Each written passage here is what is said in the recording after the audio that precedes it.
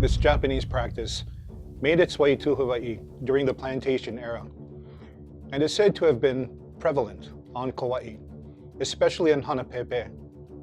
On this episode of Hawaii's Most Haunted, we talk about the Inugami.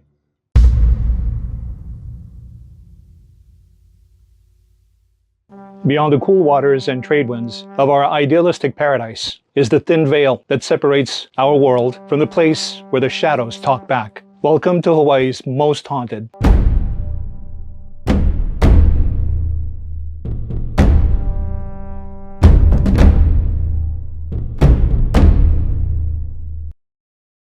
Whenever people move from place to place, they bring their beliefs and traditions, their religions, and their ghosts. The Japanese settlers during Hawaii's plantation era were no different. Inugami no sawarimono, illness caused by the curse of the dog spirit. The practice is said to have been prevalent on Kauai, especially in Hanapēpē, in the 1930s and immediately preceding World War II. Inheriting the knowledge from generations of family members, individuals who had the power to use the spirit of the dog to bring about illness on others used their power upon any unsuspecting victim whom they felt dishonored them, or upon someone who possessed something they wanted. Their victims would fall ill, becoming weak, unable to eat or sleep, until they just finally wasted away. Kingoro Matsunaga was recognized on Kauai as a Shinto priest and a spiritual healer. As doctors were unable to diagnose or treat the illness of the Inugami, Matsunaga was capable of curing those afflicted.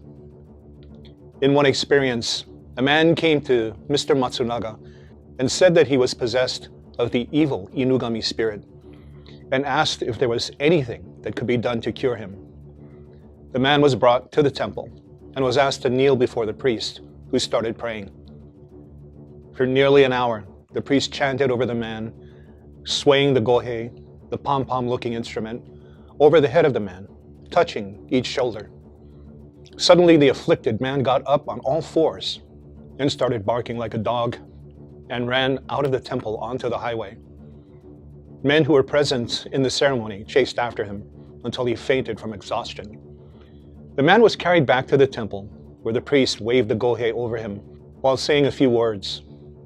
Finally, the man opened his eyes, cured of his Inugami possession. In 1937, a young woman who had recently given birth suddenly grabbed a butcher knife and, with an insane look in her eyes, was about to slay the baby. Her husband stopped her and took the boy away, but the woman began chasing the husband with the knife. The police were called and were able to subdue the woman. They wanted to send her to the sanitarium on Oahu, but the parents of the young woman begged the authorities to allow them to bring her to Mr. Matsunaga, the healer. Still in handcuffs, the woman was brought to the temple, and when she saw Mr. Matsunaga, she cowered in front of him in fear. The priest commanded the woman to approach him, and, as if she were a puppy, she obeyed. Mr. Matsunaga ordered her to kneel before him on the goza, the straw mat covered with a zabuton, a cushion. The priest then turned to the altar and prayed, waving the gohei. Again, the prayer nearly lasted an hour. Suddenly, Matsunaga stopped and asked the girl, "Omae wa dareka?" Who are you? The young woman responded in a voice that was not her own. "You know who I am. I don't need to tell you who I am. You know who I am." Then the woman jumped up on all fours and started barking like a dog and whining. She ran out of the temple, into the yard, and towards the highway. She ran on all fours, with her husband and brother chasing after her, getting as far as about 100 yards before fainting from exhaustion. The woman was carried back into the temple, where the priest waved the gohei over her head and said a few words. She suddenly opened her eyes, looked up, and said, "Where am I? How did I get here?" The woman was cured. The police officer who had brought the woman to the temple was amazed. He questioned the girl repeatedly, but she seemed to be perfectly sane. For years, this victim of the Inugami visited the temple every day, giving thanks. The man who shared this story is the late Spark Matsunaga, a prominent member of Hawaii politics and the son of the Shinto priest who was able to cure the victims of the Inugami curse. Matsunaga and his siblings were warned against associating with certain families on Kauai who were known by their father as those who were able to cast the curse upon others. As an educated man, he said he has tried to rationalize these events and understand these strange occurrences, looking for reasonable answers, to no avail. Without logical answers, he says, I'm inclined to believe at this time that there is something more to life, something more than what the sciences have been able to explain. In 1985, my late mentor, Glenn Grant, had an experience that would forever change his life and the way he looked at reality.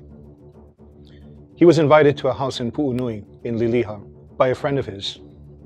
As they sat on the porch drinking Miller beer, the friend pointed to the house next door and talked about an old Nisei couple that had a 19-year-old daughter that they adored. She graduated high school early, was graduating college early, had a job and a boyfriend, and all of a sudden, all of those things fell apart. No longer in school, no longer working, having broken up with her boyfriend, she began to hide herself in her bedroom and not come out. It was told to Glenn Grant that the young girl was also a student of his. When the name was mentioned, he could not recall who that was, if she was ever really a student in his class. It turns out the girl began to acquire strange habits.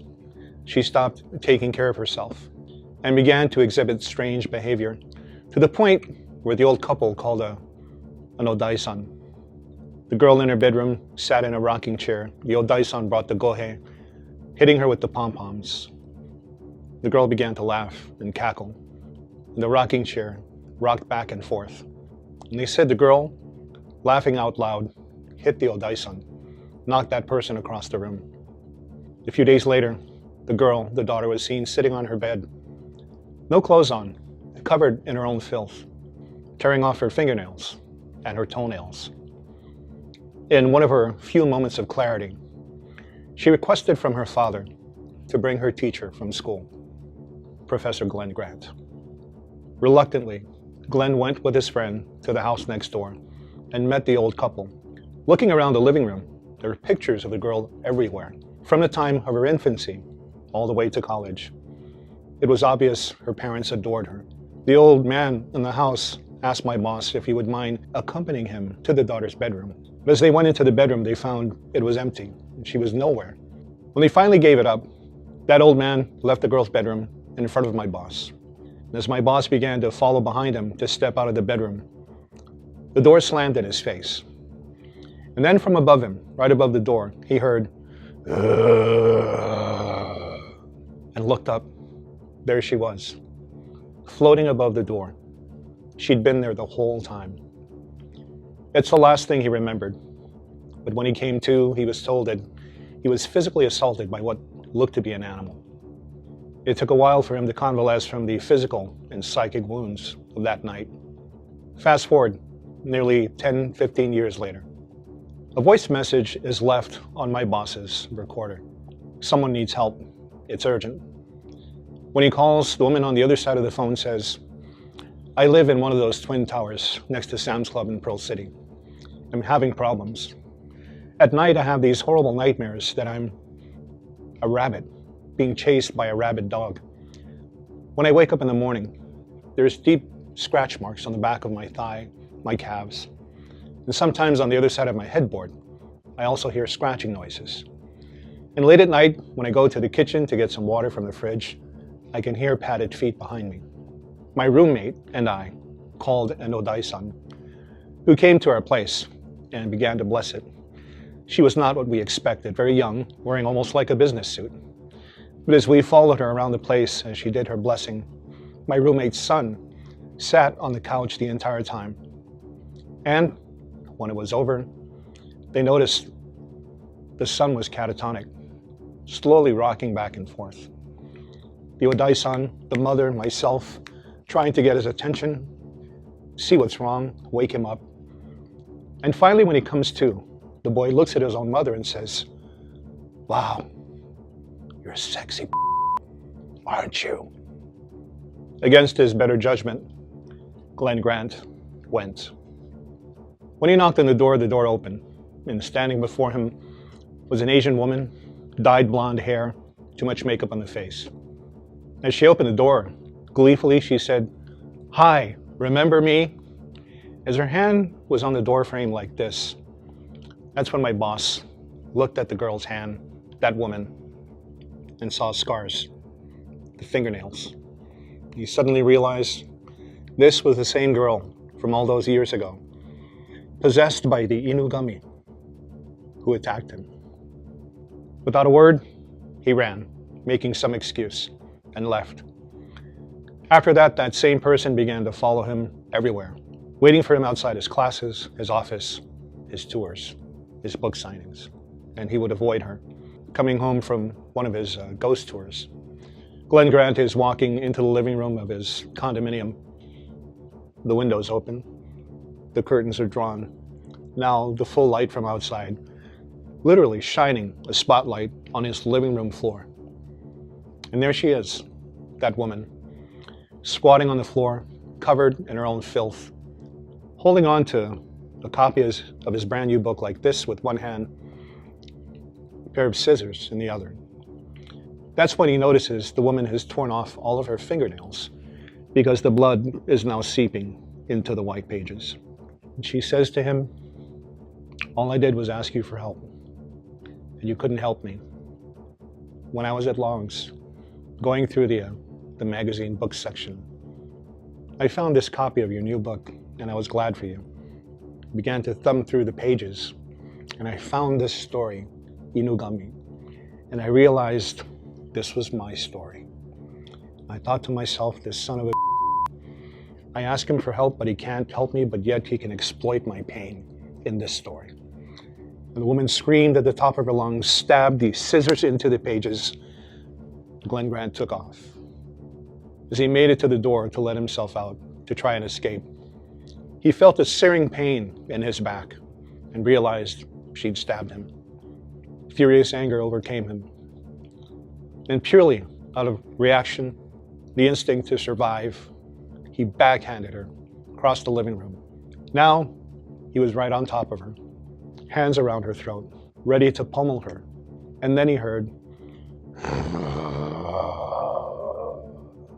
the sound of a dog in a low growl, but not coming from the girl, coming from him. The details of that story is in one of Glenn Grant's books, one of the Obake case files of a true encounter with Inugami.